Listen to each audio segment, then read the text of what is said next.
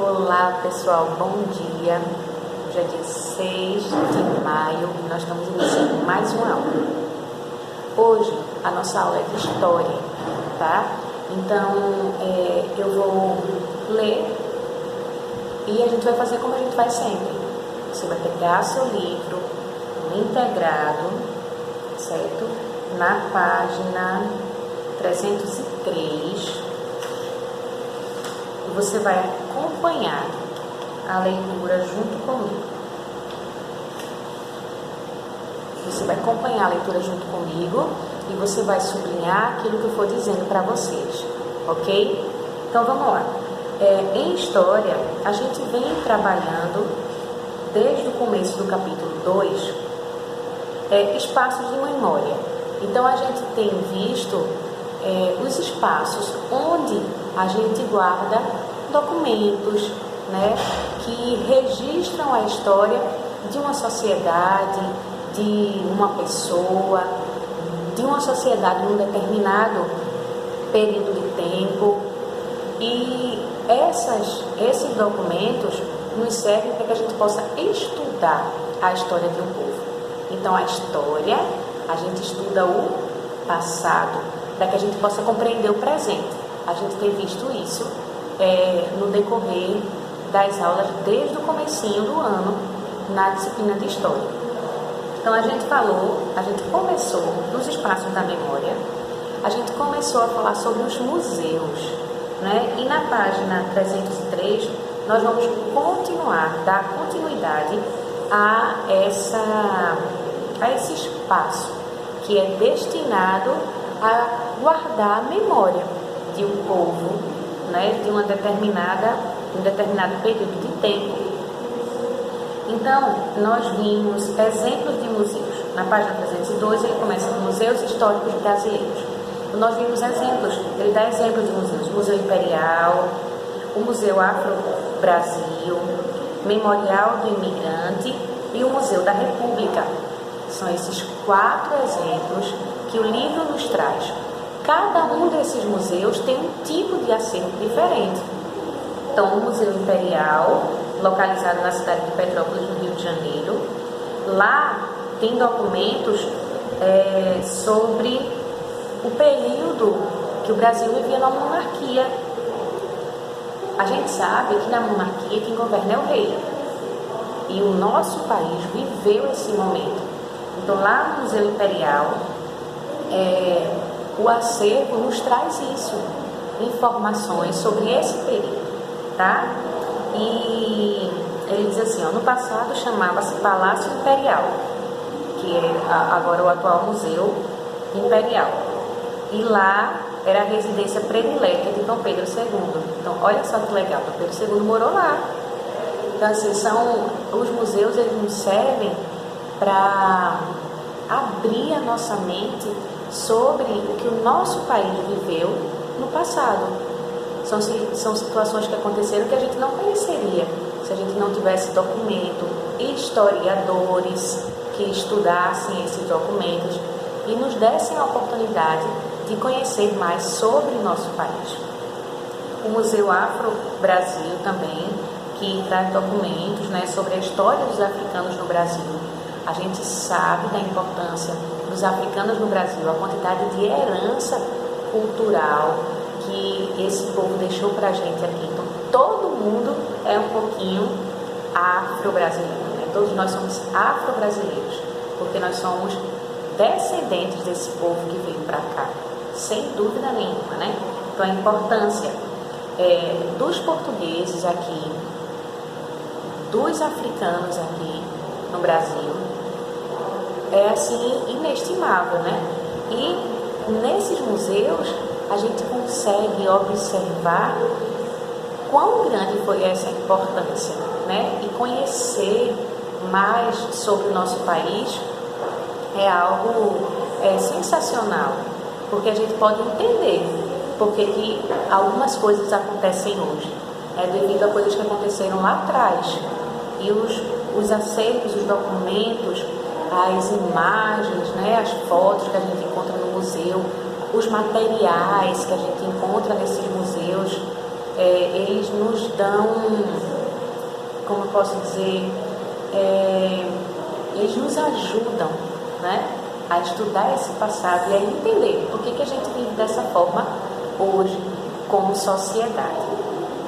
Também tem o Memorial do Imigrante, né, que retrata a história dos imigrantes italianos, que a gente sabe que muitos povos vieram para cá, né, quando o Brasil começou a ser povoado, e povos do mundo inteiro vieram para cá, alguns com mais relevância, né, tiveram mais importância no sentido de herança que deixaram e de diferença que fizeram dentro do nosso país. Então, o Museu do Imigrante, o Memorial do Imigrante, fica lá em São Paulo e é mais um espaço de memória, né? Tem o Museu da República, para estudar a história da República. Também existe uma importante instituição de preservação de documentos, o Museu da República. Então, o Brasil viveu uma monarquia, e quando o Brasil passou a ser uma república, hoje nós vivemos assim. A gente também pode encontrar nesse museu documentos que nos ajudam a entender como foi esse período, né? Como foi esse período. Então, ele fica na capital, em Brasília, fica lá em Brasília, e eu quero que vocês já sublinhem aí na página 303. Escuta aí. Para estudar a história da República, também existe uma importante instituição de preservação de documentos, o Museu da República, na cidade do Rio de Janeiro também. Esse museu ocupa o antigo Palácio Nova Friburgo, no Império, depois o Palácio do Catete, na República. Então, ele é dividido em duas fases, tá? Tem o Museu Imperial, que fala sobre a monarquia. Tem o Museu da República, que é dividido em dois espaços. Um fala sobre a parte do Brasil Imperial e o outro, o Brasil na República, que durante 63 anos foi a sede do Poder Executivo no Brasil. O Palácio do Catete tornou-se museu em 15 de novembro de 1960, após a transferência da capital para Brasília. Então, a capital do país é o Rio de Janeiro, e houve uma transferência da capital para Brasília, certo? Foi aí quando o Palácio do Catete tornou-se museu, em 15 de novembro de 1960, tá? Já é mais recente, não é lá atrás, não é tão passado assim. Faz muito tempo, mas também não é tão passado assim, tá? Então, quando transferiu-se a capital do Brasil para Brasília, o Palácio do Catete tornou-se Museu da República, é dividido em duas instâncias, né? O Brasil Império e o Brasil República, ok? Então, agora vamos para museus digitais. Eita, isso aqui a gente tem mais propriedade para falar, que a gente tem vivido isso, essa era digital, esse momento digital, que a gente tem utilizado a internet, né? O mundo virtual está a todo vapor nesse momento, e existem também museus digitais. Então vamos lá, vamos iniciar a leitura desse parágrafo. Com o advento da informática, dos computadores e da internet, um novo tipo de museu passou a existir no mundo todo, os museus digitais. Museus digitais, a partir de agora vocês vão sublinhar. Museus digitais são aqueles em que o acervo mostrado por meio de alta tecnologia computacional pode ser visitado sem a presença física do frequentador, pois é possível acessar as exposições pela internet. Então você acessa lá no seu computador, onde você estiver, e você consegue ter acesso ao acervo do museu, sem precisar ir visitá-lo. Os museus digitais facilitam a divulgação de conhecimento e a apreciação da produção cultural e histórica da humanidade, preservada em alguns locais do mundo. Museu da Língua Portuguesa ou Estação Luz da Nossa Língua. No Brasil, Sublinha aí, tá? No Brasil, um dos mais importantes museus digitais é o Museu da Língua Portuguesa, ou Estação Luz da Nossa Língua, situado no bairro da Luz, na cidade de São Paulo. Ok?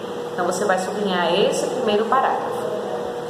Esse museu, inaugurado em 2006, ocupou um prédio histórico, a Estação Luz, estação ferroviária construída nos anos 1850 e restaurada no início do século XXI para servir como espaço cultural. Como Museu da Língua Portuguesa, seu objetivo é mostrar ao público aspectos ligados à nossa língua, como sua origem, influências, formação, diversidade, etc. Para isso, tem diversos setores que divertem e informam ao mesmo tempo, com nomes como Mapa dos Falares, Beco das Palavras ou Jogo da Etimologia, Lanternas das Influências ou Palavras Cruzadas, Praça da Língua, Linha do Tempo ou História da Língua Portuguesa. Em cada uma dessas sessões, o visitante interage com os objetos expostos, realizando jogos e provocando novas apresentações por meio de vídeos, gravações, músicas, etc. Nossa, deve ser bem interessante. Em 2015, um incêndio atingiu 2 andares do museu, mas por ele ser digital, com os dados guardados em provedores fora dali, foi possível recuperar todo o seu acervo. Em 2018, ele ainda se encontrava em restauração, mas diversas exposições estavam programadas, tanto virtualmente como em outros lugares, até mesmo fora do Brasil. Então, o que é que esse museu digital nos traz como facilidade, não é? A gente pode acessar esse acervo em qualquer lugar. É o que eu digo, né? A internet a gente pode usar para fazer coisa nenhuma, né? Para encher a nossa cabeça que não tem necessidade, mas a gente também pode usar a internet para nos trazer mais conhecimento. E é esse o objetivo, é esse que tem que ser o nosso objetivo ao acessar o computador, o celular. Além de buscar entretenimento, a gente deve buscar conhecimento. Então, olha que maravilha esse museu digital. Você acessar o acervo do museu inteiro, sem que você precisa estar presente. Às vezes o museu, esses museus que eu falei, nenhum estão aqui. Então, como é que a gente pode conhecê-los sem ir presencialmente lá, né? Sem estar lá? Então, o museu digital nos permite isso. Vocês vão responder agora a página 304, tá certo? Vocês vão responder a página 304 e nós vamos fazer a leitura da página 305, que agora fala sobre patrimônios à memória da humanidade. Então, vão agora para a página 304 e façam a atividade, tá certo? Daqui a pouco a gente continua. Beijo para vocês.